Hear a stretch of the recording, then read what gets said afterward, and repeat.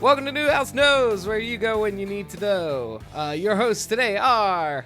Professor Newhouse, a.k.a. Rob Platt, and my faithful sidekick, Ralph. Aaron Michelle.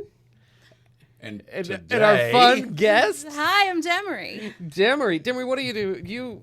No people have heard you on the podcast before, but what do you do for the podcast? I am the social media manager for the podcast. Yes, so when you see those fun social media posts that you should be liking and responding to... She gets our ugly mugs out there. That's all Demery. John actually couldn't join us today because he's lame. He's a snot. Actually, John is a victim of weekend work. He has a job that has to be done, and Hey, you know we what? lose. I worked all weekend last weekend, and I worked yesterday, and so did you, so John's a snot. This is the episode where we're just going to bash John for 30 minutes. So, John... No, it's not. And we got to remember, How- it's John the Builder. It's Yeah. John the Builder. How fun that would be. That's not actually what we're doing today. No. What are we doing today? What are we well, talking about? today, Zach, you brought up a very interesting, wouldn't call it a dilemma, a point of contemplation. We have been talking about problems a lot, and problems aren't exactly exciting, and we've got enough people heaving problems at us. We need to start talking about solutions. And you can get bogged down in the mire of Yes. it all. If once you start talking about a problem, you can almost overwhelm yourself by marinating on it. Well, it's pretty easy. I mean, things And- get complicated. Yeah, and we don't want to be that. No, So we have more than effectively laid out the problem. You're all very aware of the problem. You're living it every day. And so we're done with that phase. kind of, sort of. It's not a phase. There will always be new challenges. And I do want to say that, there's this old adage in sales. You don't have problems. You have challenges. And I agree with that, believe it or not. It's an attitude. It's an attitude. You approach things as a problem. It's grave. It's almost insurmountable, or a challenge, something that we can overcome, like a hurdle. They're things we can get past. Yeah, but some of those hurdles are just really big. Listen, as a fat furry don't man, I can disagree. tell you, looking at a hurdle, I don't want to try to jump some of those. You're talking to me? So, now, I'm a fat man with one lung. I mean, this is impressive, right? No, I agree. We don't want to get bogged down in the challenges, but they're not going to be easy. And that's a good point, Zach. These aren't easy things. We're doing this show because none of it is easy. And the biggest challenge is they all interconnect. It's a matrix. All these things, one begats another. So where we find ourselves as a society is looking at this thing. And the old adage, how to eat an elephant one bite at a time. It sounds trite, but it's the truth. You got to start somewhere. You got to pick a spot. And so what we're trying to do is pick the most logical place to start. And people, listeners, all 20 of you, we have chosen you. You're where we start. That's why we're doing the show. Well, No, we're not going to eat you. That's No, not we're what he's not. saying. Because we're- And if we do, it'll be one bite at a time. There you go. One bite at a time. No, Which actually, we're basically mailing means out it'll be- 20 forks. it'll be slow and excruciating.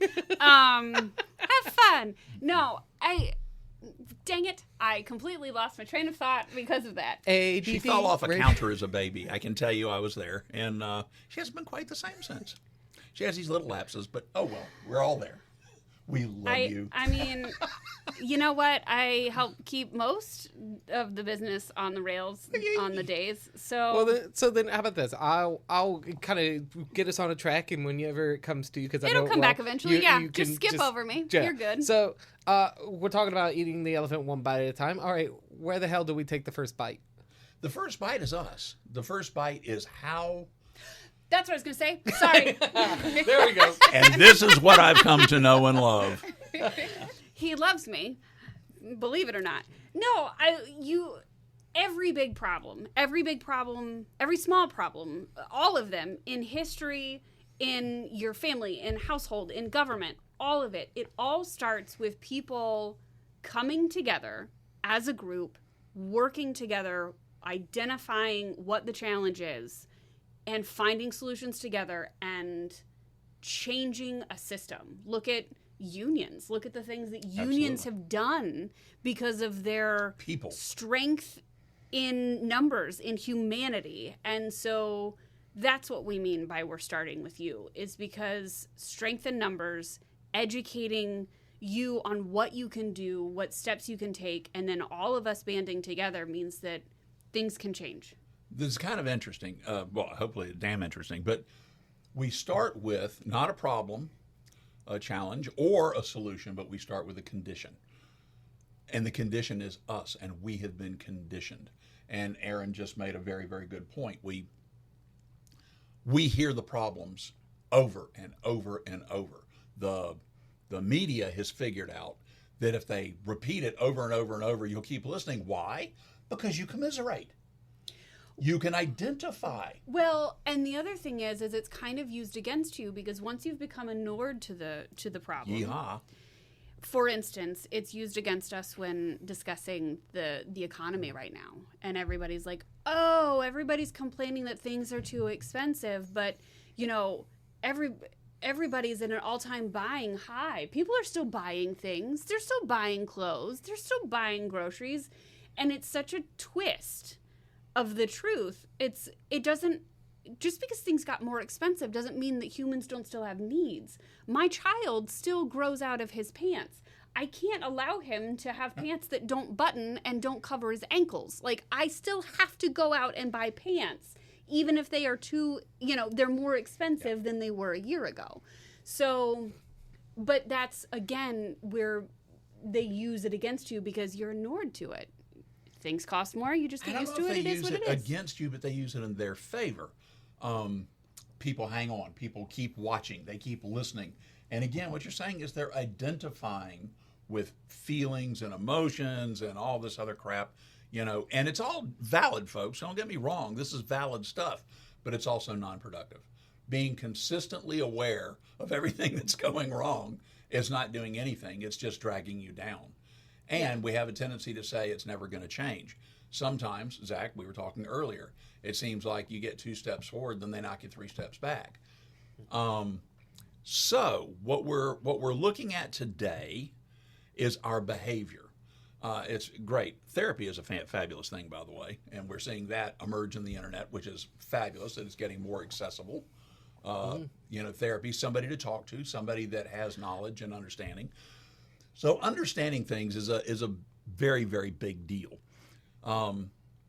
We do 2 things. A therapist many, many years ago told me that I needed to quit reacting and start responding. I was a hothead. I had a very serious temper, and I needed to get a hold of it because I would smack people, and this was bad. People didn't like being smacked.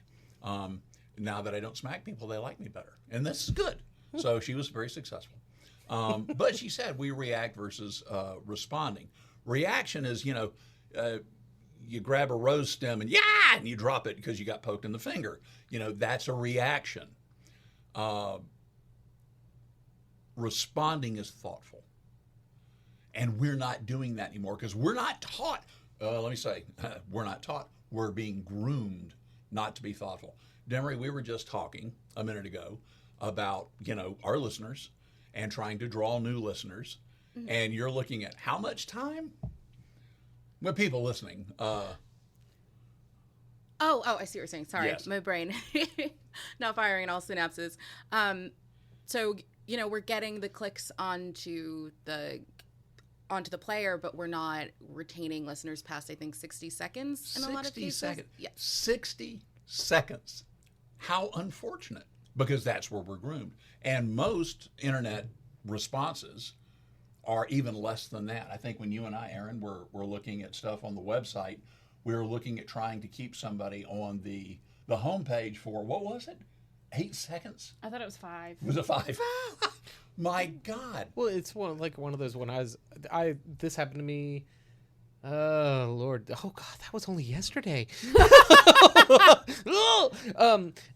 Yesterday, I was on my way to the next project that I had, and I was sitting there, and I got caught at the red light, and so I looked over at the walker to let pedestrians know they could walk to kind of get a gauge of how long I'd have to sit there.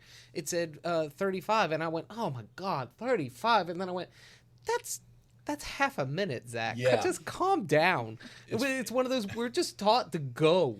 I wish I could remember the comedian years ago. He said, and this has been like in the 80s, he said Americans are the only people, and keep on, this dates the hell out of me, folks, that will stand in front of an ATM or a microwave and say, come on, come on, come on. In other words, before microwaves and before ATMs, you had to go in the bank. It was a 30-minute process to go in, go through the line, get to the teller, get your cash, and you were happy to do it. Now, 30 seconds at an ATM, and it's like, come on, come on, come on, you're beating on the machine. Microwave, 20 seconds. That's forever. Mm-hmm. This is what's happened to our society. So the only people who want to go faster are Russians. Because they're Russian. Because they're Russian. We're going to edit that out. We're just going to do the best we can. I don't know. I might keep it in just so people know how stupid I am. He is not. That's actually one of my favorite Batman So what you're jokes. telling me is that the rest of us aren't Putin in the time? Oh, there we go. Yes. Oh. Thank you, folks. We're now banned in Russia. At any rate, we're pointing to is us. We are in a constant hurry. We want everything fixed. I am, just so you understand, I'm a liberal, and I keep looking for programs in our government that are going to make things better for the average person. That is my mission. I like to see things that they say the rising tide lifts all ships, right? And so that's something that I'm constantly looking for. But there is a faction of our side of the aisle that wants a solution that fixes everything by November. They want a huge demonstrative change, and they will not be appeased by small incremental change. Yeah, incremental change just doesn't affect people. And is that right? You can say it's justified. You can say, gee whiz, they have a right to feel that way. Well, if you want to sit in your own poop and just keep marinating in the same crap over and over and over, sure, yeah, they got all the right in the world to feel that way. Or we take incremental successes, little pieces that suddenly start adding up and gaining momentum. Well, see, the thing for that is it's one of those that I'm actually one of those people who would love immediate change by November. Like I very, Of course. I want that. Who wouldn't? But it's also, it is one of those that I'm also, you have to stop and remember that unfortunately there are other people on the other side who also want things, and that, to make a deal, you both have to get something out of it. You got to get in the middle. Here's the thing. Compromise has become a dirty word. Yeah, really. And I'm not entirely sure why. And it's something that makes the world function. I mean, compromise is something that, my marriage would be complete and utter shit without it. If I had to get my way all the time, or he had to get his way all the time, right? Like, how garbage would that be? But we love each other, and so we each try and give a little bit and find that compromise. Or even with my child, like, there was a day that I very excitedly got to crawl around in a mud-filled crawl space that smelled of cat pee to measure tresses. And when I went and picked up my child from his school, I was like, buddy, we are going to pick up food and we're going to go home. I need to go home. And he, in his little brain, got it stuck in his head that we needed to do another stop on the way. And it was like, okay, these are my challenges, buddy. These are your challenges. And we came up with a solution and a compromise that got me home very quickly and also got his needs met. Compromise keeps the world moving. This idea that compromise means that you have failed somehow, or that there is a winner and a loser, is what is halting our progress. Well, it's interesting, and I'm sorry John's not here today, because John is a prime example. John is on the other side of the aisle from me. John and I are politically on opposite sides. We agree on so much more than we disagree, but it took conversation over a long time, almost a couple of years now. Not almost. It has been several years. And we've come to a place that we are listening to each other. And the fact of the matter is, I used to be on his side of the aisle. For 18 years, I was a Republican. And I felt like the party left me. The point was, I believe a lot of the things on that side of the aisle are important. I've often said Democrats can make some of the greatest programs in the world. Don't let them run them. Give it to a Republican. They'll run it smoother. We fly things in the dirt. We're good at that. But we come up with brilliant ideas. The system was designed for us to be on either side. So I want to touch on something first called a liberal democracy. That's what we live in, folks. That's what the Constitution is based on. We're a liberal democracy. Now, liberal democracy, believe it or not, was designed to evolve. It was designed to change. It was designed to improve. So you got to ask the question, the first question, and that is, okay, for example, after the first massive shooting of children in Sandy Hook, wasn't it Sandy Hook? That was not the first one. No, for children. That was a daycare. That was a daycare. Americans went berserk. 92% of Americans wanted assault weapons banned. Why aren't they? Because we're not only a liberal democracy, we are a representative democracy. That means we elect people that are supposed to express our views. So 92% of us said, we don't want assault weapons anymore because there's no need for them. Shooting a deer with an M16 gives you a deer you can't eat because the bullet is everywhere. It's nasty.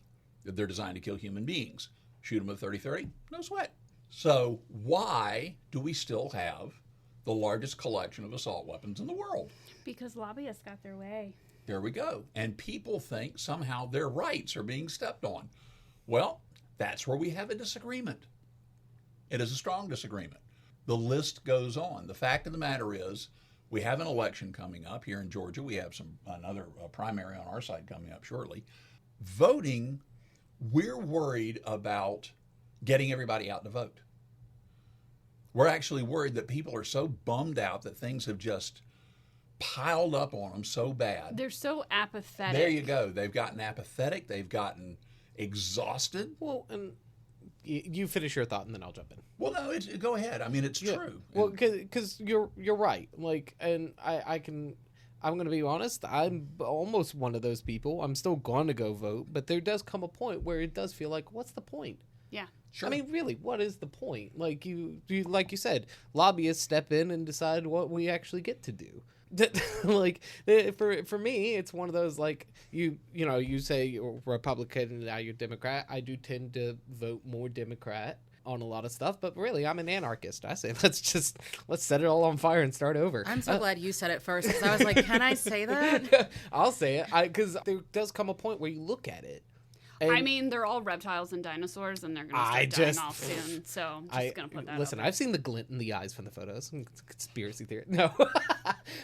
But, like, yeah, that feeling of Why hopelessness. bother? I mean, 2024, we're going to have running for president Joe Biden and Donald Trump. Yes. Again. Yep. The same people we had in 2020 when we voted and Joe Biden won, and we were like, great. Change. Big things are happening. And we're doing it again 4 years later. Like, it's one of those, it's like, what's the point? Well, go ahead. Yeah. Oh, sorry. I was just going to say, and I think the apathy is part of what makes it so hard for us to compromise now, too. It's not just, I think it's not only the need for instant gratification, but it's the fact, like, that we are tired. Personally, I'm a single woman living in Atlanta. I don't have any roommates, and I have a dog. I have a full-time 9-to-5 that pays decently. I have paid social media management work for 2 separate accounts. I am a paid actor and improviser. I DoorDash, and I still need to donate my plasma sometimes to afford groceries.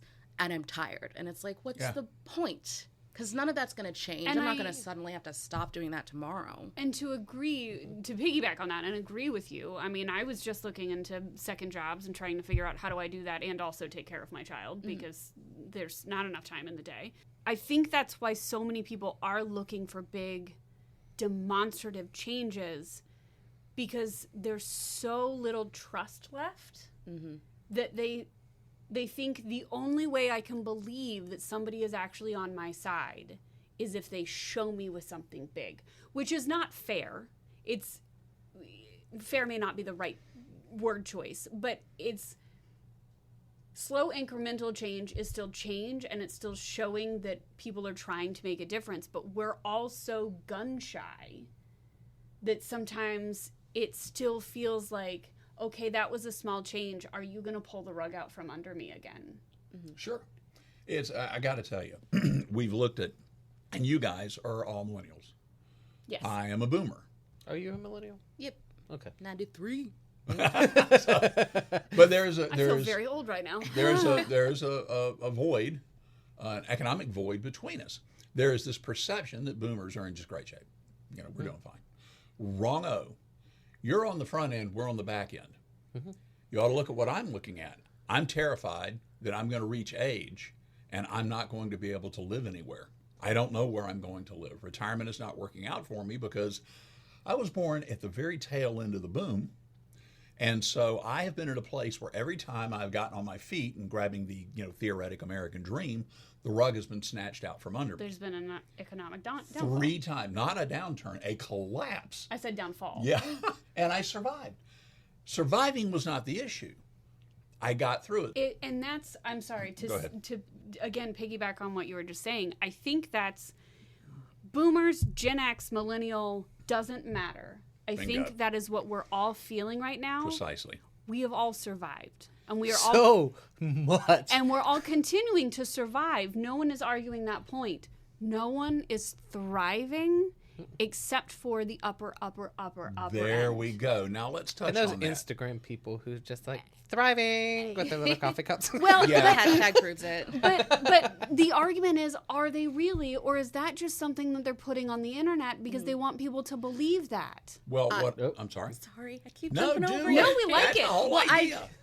I think it directly relates to, I know you mentioned unions earlier, and I just find it so interesting that even now, they're looking at, raising the retirement age even higher, and there are people who that would affect who are supporting it, and I feel like that relates so directly to unions because historically, the people that benefit from those unions that help their workers not existing tend to portray the unions in this horrible light that they are hurting the workers and all of that, and even some of the people that were workers and are workers that they listen to these people that are benefiting from them not getting the benefits, and then they believe them and they side with them instead of the union that would help them. And that still happens with unions today. Oh, exactly. Amazon, sorry, can I say that? We'll get sued. Yeah.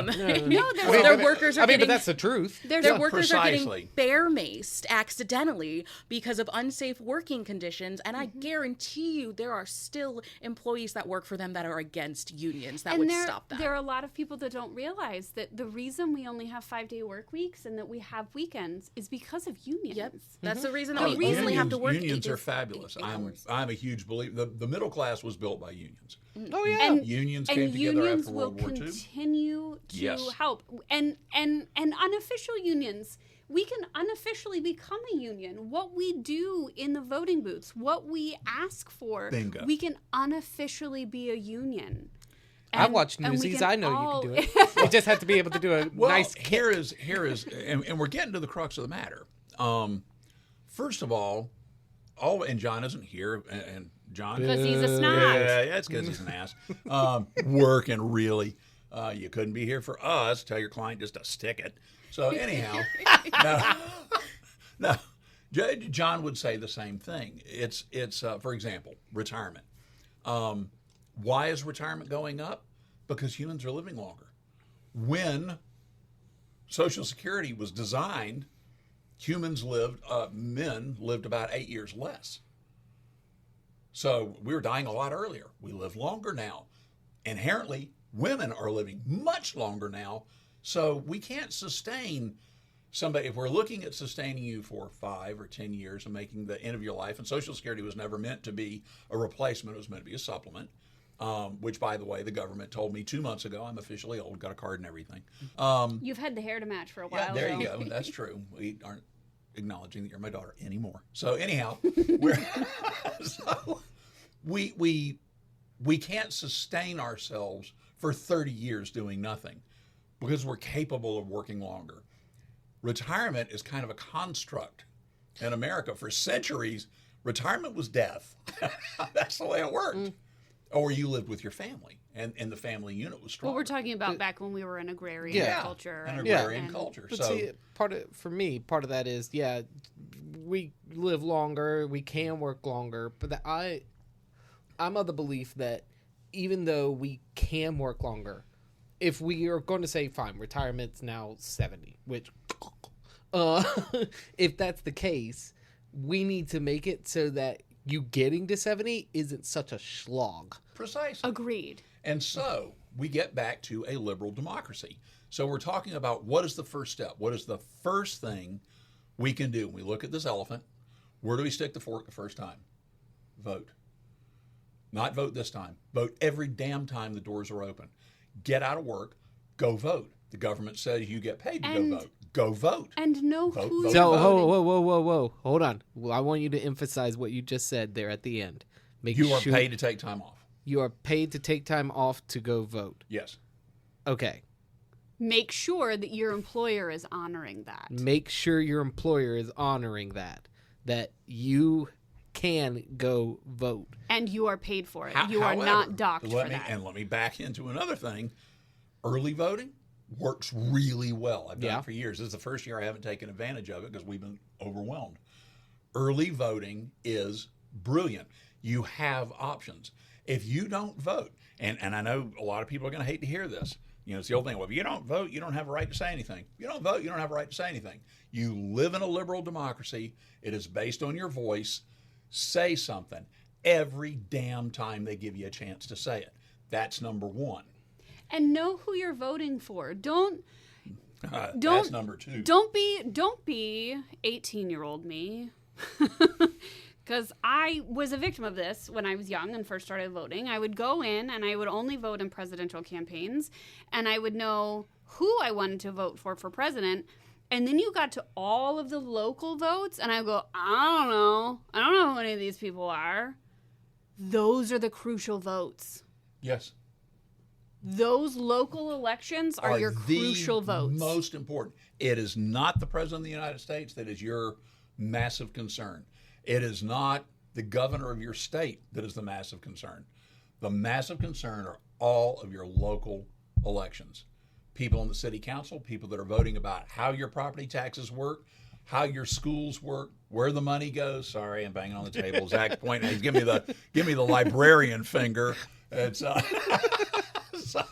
but you know, it's the truth. You have to know. So item number one, what can you do? Because we're actually doing very good. We're actually hitting a target this time. Item number two is what Aaron was tapping on, and that is voting is the first thing you do. The second thing is know what the hell your society is doing. It takes work. You're going to have to not do something else. You're going to not have to watch an episode of your favorite show. You're going to not have to stream this podcast. You're going to not Don't have make to that do, choice. Yeah, don't make that one. You're going to have to do something. I think Demery just died a little. Just my brain was like, excuse me? But you're going to have to do something else. You have an obligation to be informed. God knows of all the things that have gone wrong on the internet, all the stuff that's wrong with our society, all the things that's wrong with our minuscule attention span. Information is right in front of your face. It is so easy to get. That being said, though, you just mentioned how much the internet has allowed you to access information, but sometimes, as we have mentioned before, it can be a fire hose of information, and it can be very easily overwhelming, or they can rapid fire throw a bunch of shit at your face to overwhelm you on purpose. Yep. So they obfuscate what they're actually standing for. So what I would say is prioritize what you find important. Prioritize. Do you think that property taxes and property values are the most important thing right now? Because they are the cornerstone of a healthy economy, and they're a cornerstone of you being able to start actually building wealth and not just surviving, but they're the first step to thriving. Then you need to make that the first point that you research so that you can kind of navigate through the miasma of bullshit. You know, is your most important thing education, what the public school is doing, where funding is going? Then make that what you spend the most time researching on first, and then move to your second tier most important. You may not be able to go through all 30 points that you find important to vote on, but at least find your top 3 or 4 and research them thoroughly and find the candidates that meet those priorities. Because you're not going to find a perfect candidate. They don't exist. Mm-hmm. We have reached the end of our first episode, but I think we have a great place to walk into our next episode. We want to leave you with this. This episode was it begins with us. It begins with people. And we have the first thing you can do is vote. Vote, vote, vote every chance you get. And if you don't, you are doing yourself and society a tremendous disservice. And you have no one to blame but yourself. And yes, it's hard. And yes, it's difficult. Democracy isn't free. Democracy isn't easy. Democracy takes work. Do it. Don't do it. But just know it's your decision. Do something proactive. So we're going to leave you with that today. What we're going to talk about next is being informed. And thank you, Demery, for joining us today. You are Very, so very much so. welcome. Before I leave, I just wanted to remind everybody that we are on social media. We have Facebook, Instagram, and TikTok. You can find us by searching for New House Knows. Please rate these episodes to boost us up so other people can find us. Please, please, please leave us reviews so we know what you're enjoying hearing and what you want to hear more of. Amen. Well, thank you guys for joining us. You listen to New House Knows, where you go when you need to know.